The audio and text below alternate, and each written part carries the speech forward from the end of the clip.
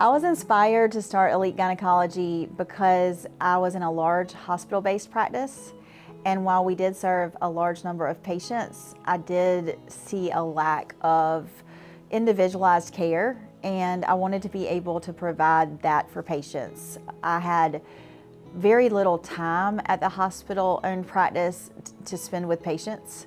So in private practice, while we still are under a schedule, there is a little more freedom to spend more time and talk with patients.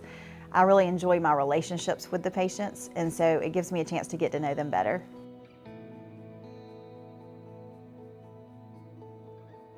I am happy to be in Irmo. I've worked in Irmo since 2013, and I really feel attached to this community. Irmo has given a lot to me. I enjoy the community feel here. I went to Clemson University after graduating from high school in Bamberg and majored in psychology. At the time, I actually was planning to go into psychiatry, but when I got to medical school at MUSC, I decided to go into OBGYN after delivering babies. I just felt so happy and inspired to be a part of that very important moment for those families and women. I practiced obstetrics for the first 10 years that I was practicing medicine, and in 2019 made a big change, went from hospital-based OBGYN practice to private practice gynecology only. So while I'm not delivering babies, we often will help direct our patients to some of the great OBGYNs around town. I'm just doing gynecology practice. I wish women and adolescents knew that when they came to see a gynecologist, they would not be in pain. I think many young women fear coming to see the gynecologist, and if I could say anything, I would let them know that the experience can be pleasant and can be interactive. I believe in shared medical decision making, which means I work with the patient and we talk and make decisions together.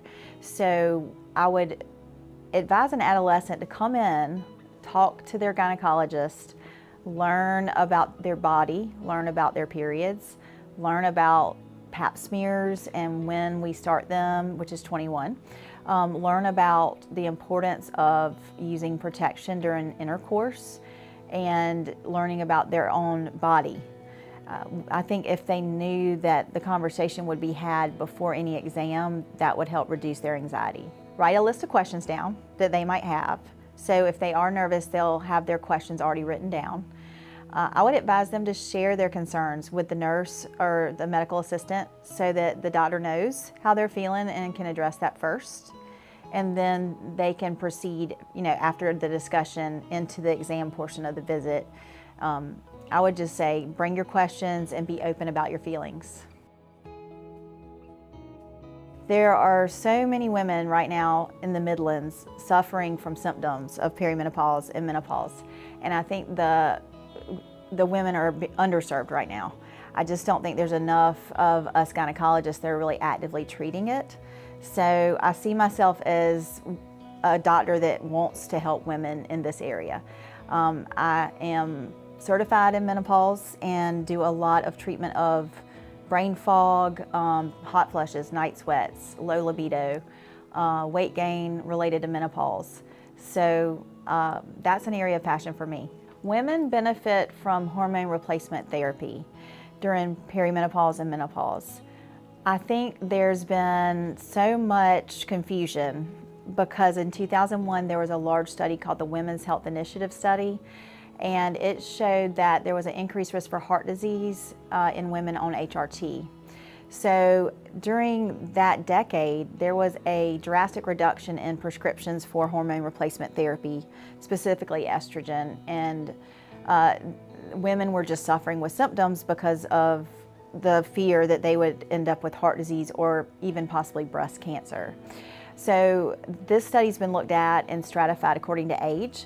And what I would like to share with Irmo and with women in general is that hormones are beneficial within 10 years of the onset of menopause or before the age of 60, both for the treatment of symptoms like hot flushes, brain fog, mood swings, insomnia, but also there have been 2 big studies looking at reduction in risk for dementia in women that are on estradiol up until the age of 60, as well as reduction of risk in heart disease, which is a newer finding that was looked at when they stratified according to the age groups. The study was revised and looked at women that were younger.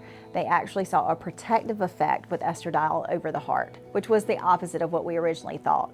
So I would just encourage women that if they're having symptoms of menopause, that estradiol can actually benefit their health, both short and long term. There's also treatments for women that are experiencing low libido.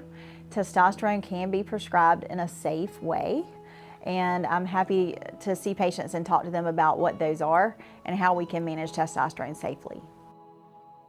It's important that you see your gynecologist once a year for a wellness exam.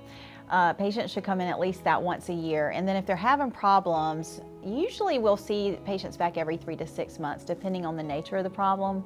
With hormone replacement therapy, I typically see patients every 3 months for testosterone, and then if it's estradiol and progesterone, I usually see them back every 6 months. We're located at 1 Wellness Boulevard, Suite 102 in Irmo, South Carolina. If you want to get in touch with us, you can call 803-638-3946, or you can visit our website at www.elitegynsc.com. On our website, there is an area where you can reach out and contact us through email.